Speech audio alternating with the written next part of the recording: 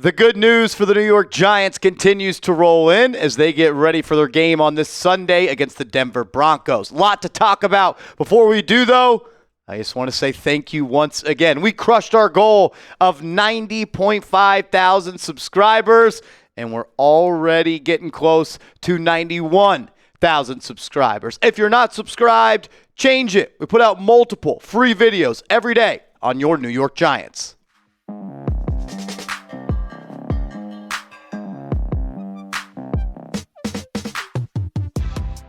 This is New York Giants Now by Chat Sports, and I am your host, Marshall Green. A lot of good things are happening around this football team, and we got to talk about it. 4 major storylines. Let's start with this one. The New York Giants, the only team in Week 6 that reside in the NFC East, walked out and celebrated Victory Monday. They were the only team that got a win, as the other 3 teams, the Cowboys, Eagles, and Commanders, all suffered a loss. And we're already seeing the trickle-down effect from that. The New York Giants' odds to make the playoffs are starting to lean in the direction that it might just be possible. Back on Sunday, the New York Giants were plus 1,800 to make the playoffs. Now it is all the way down to plus 1,400. What does Las Vegas know? Maybe they're just looking at the NFC standings or the NFC standings in general, where there is not many wins separating the top from the bottom. The New York Giants at 2-4 are just essentially 1 win away from being in the hunt graphic. They control their own destiny at this point. Nobody has separated themselves in the NFC East, and the wild card spots are up for grabs. I get it. A little early to be talking about a playoff push for this team, but anytime you're the only team in your division to leave a week with a win, that's a positive sign. And the New York Giants, they might just have a chance. Continue to stack W's, and they will creep closer and closer to the top of those standings. Another thing that I'm excited about and happy to talk about, Jaxson Dart and Cam Skattebo have both been nominated to be the offensive rookies of the week. It's always good when you get one rookie in that conversation, but the New York Giants, they have 2. Shout out to 6 and shout out to Foe. It's better than that, though. Jaxson Dart, he was ranked as the 4th highest quarterback in the entire league by Pro Football Focus for his Week 6 performance against the Philadelphia Eagles. Played like a top 5 quarterback. We haven't been able to say that very often. And for Cam Skattebo, it's not just about Week 6. For the entire 2025 NFL season, Skattebo ranks as the 2nd highest running back according to Pro Football Focus.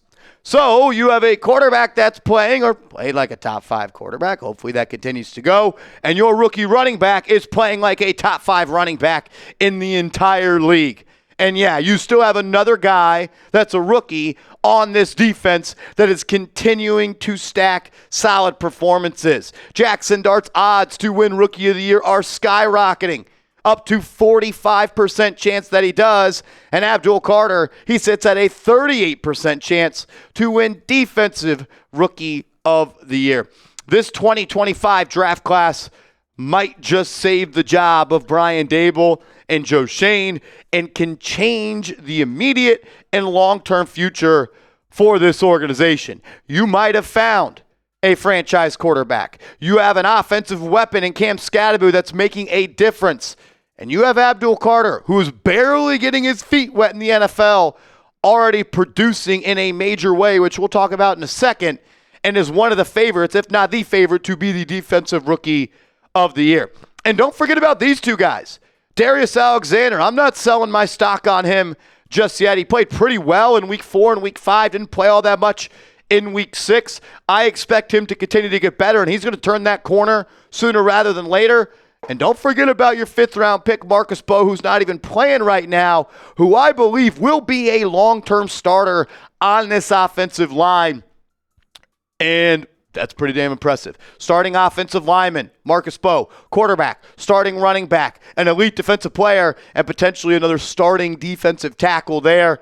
This 2025 draft class, it's looking pretty damn promising. Let's talk about Abdul Carter, because the breakout game is coming for him. And I don't even know if that's necessarily true, because we saw him break out against the Los Angeles Chargers, where he had, count them, 9 quarterback pressures. And I get it. He doesn't have a sack yet on the season. Everyone tells me, Marshall, you always talk good about Abdul Carter, but he doesn't have a sack yet. I have coworkers here at Chat Sports who cover other NFL teams. Like, Marshall, is Abdul Carter not playing all that well? Is the Giants' pass rush not all that good? I see Abdul Carter has half a sack.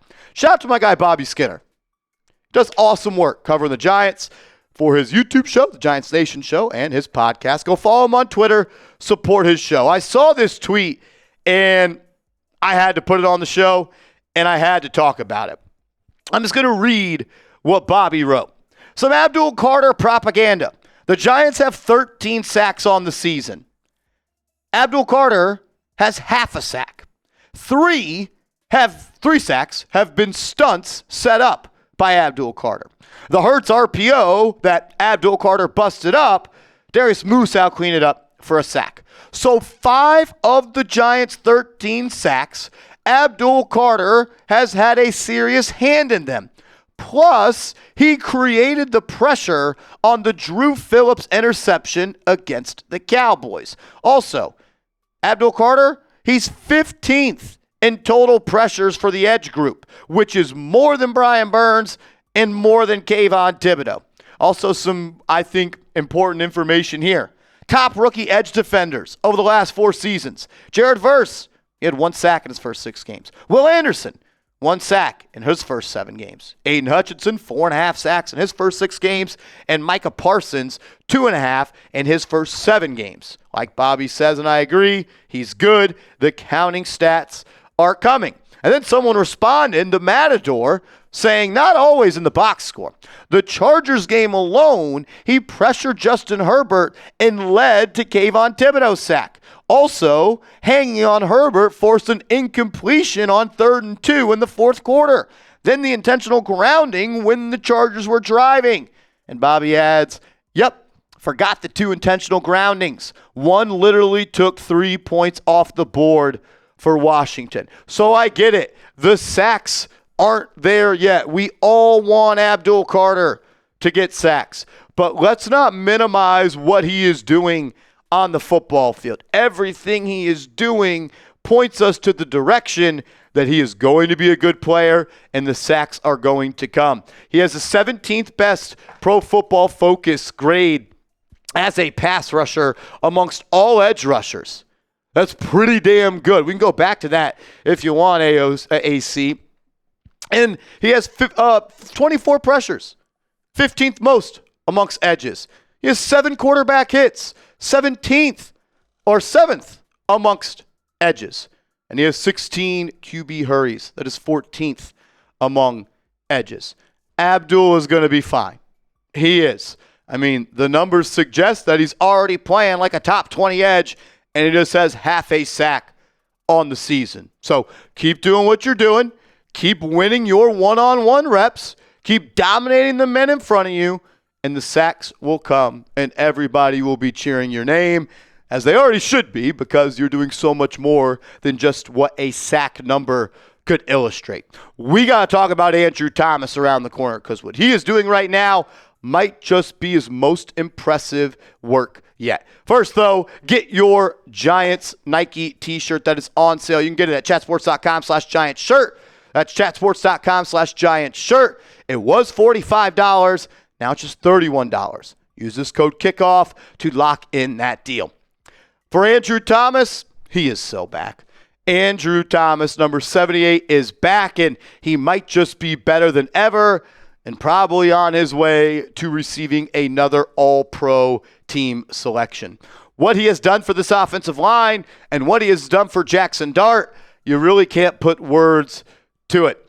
He has the 4th overall highest grade amongst all offensive tackles in the National Football League at 83.0. His pass blocking grade, it's the 5th highest amongst all offensive tackles. His run blocking grade, 13th highest among all offensive tackles. He hasn't allowed a sack this year. He hasn't allowed a QB hit this year.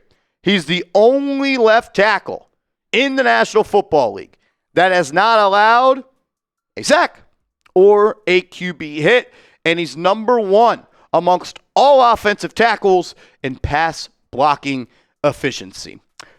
I'm not much of a plot graph guy, to be honest with you, but I think this one paints a picture that is beautiful.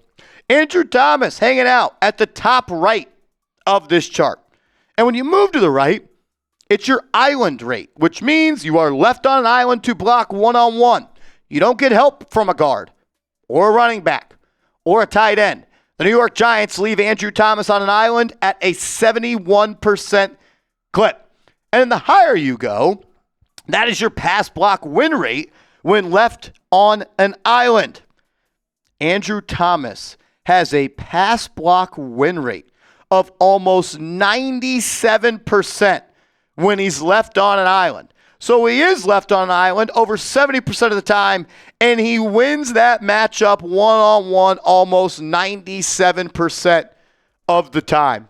What he is doing right now is one of the most dominant offensive tackle performances you will ever see in the National Football League. And because of the way that he is dominating, it is allowing Jaxson Dart to do what he does. Dart wouldn't be able to create and escape and move and scramble behind the line of scrimmage at the rate that he is if it wasn't for knowing that his blind side is protected by the best left tackle in the National Football League. Andrew Thomas is the real effing deal, and it feels so good to have him back. And as we know, when he plays, it seems like everybody else on the offensive line plays better as well. We've seen John Runyon pick up his game a little bit. John Michael Schmitz the last 2 games starting to play some good football. Had to leave early. Still don't know what the injury is on that. We saw Greg Van Roten playing some bully ball against the Eagles as well. And Jermaine Illuminor, he's putting together his best season of his NFL career. We always talk about Andrew Thomas being dominant in the pass game and how that affects the New York Giants. We're also seeing, though, him becoming one of the better run-blocking offensive tackles, and that affecting the New York Giants' run game. Andrew Thomas has played 4 games. In those 4 games, the New York Giants are averaging 149.8 rushing yards. That's the 3rd most in the National Football League. Jaxson Dart deserves credit for that. Cam Skattebo deserves credit for that. Kafka and Dable deserve credit for that. But 78 and the other 4 big guys up front, they deserve the most credit for that. Some nerd stuff here. EPA numbers, estimated points added. Shout out to the Offensive Edge on Twitter. The Giants' rush EPA per play with Andrew Thomas is .020. Their rush EPA without Andrew Thomas per play, negative .15. Not only, they say, has Andrew Thomas solidified himself as an elite pass blocker, a 97.5 pass rush win rate, he also finds himself in elite company as a run blocker, a true, complete franchise left tackle. The fact he is 26 years old, and if he can continue to stay healthy, you will have that guy protecting the blind side of Jaxson Dart for the next 10-plus years. It's good seeing 78 back out there wearing Giants blue. If you're pumped up, he's there. You're proud of the way he's playing, and this Giants offensive line is playing. Hit that thumbs-up icon for me right now. A lot of good vibes around this football team, and for good reasons. Dart looks good. The young running back looks good. The offensive line is playing better. The strong points of the defense are starting to come along, and they can be even better. We haven't had the Paulson Adebo interception game. We haven't had the Javon Holland impact game. There's ways this defense can be even better, but they play their toughest test yet this week against the Denver Broncos, where they enter Mile High as 7-point underdogs. And Vegas is expecting a slow, low-scoring, drag-it-out football game as they have put the total points in that game at 40.0. So they're expecting a low-scoring, convincible Denver Broncos win. Go prove them wrong. Again, if you could beat this team, we're going to be talking a little bit different about the New York Football Giants. Make sure you are following me on social media. I'm on Twitter. I'm on Instagram @MarshallGreen_.